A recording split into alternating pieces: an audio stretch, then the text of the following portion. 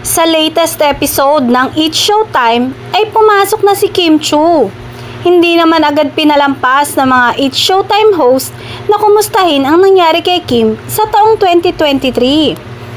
Ayon kay Vong, ang daming pasabog noong New Year. We miss you, Kimmy. Sagot naman ni Kim kay Vong, halika na, mag-metyos-metyos na tayo. Dagdag ni Vong, Kim, may balita ka ba ngayong 2024 sa madlang people? Hindi maipinta sa mukha ni Kim ang pang-aasar ng mga co-host sa kanya sa It's Showtime. Akala ni Kim ay malalampasan niya ang panunukso ni Vong at Jong, pero nang dumating si Vice Ganda ay muli niya itong biniro. Ito ay matapos na dumighay si Kim habang binabasa ang kanyang mga linya. Tuwang-tuwa ang mga madlang people sa panunukso nila kay Kim. Makikita mo na miss na nila si Kim.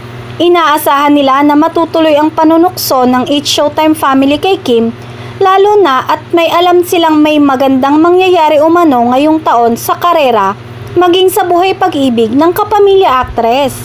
Samantala, kahit pasabihin nila na mali yung pag-ibig na sinuong ni Kim Chiu, pero yung importante doon, yung experience, yung karanasan, yung memories with Sian Lim na malaki ang naiambag sa lesson umano sa kanya.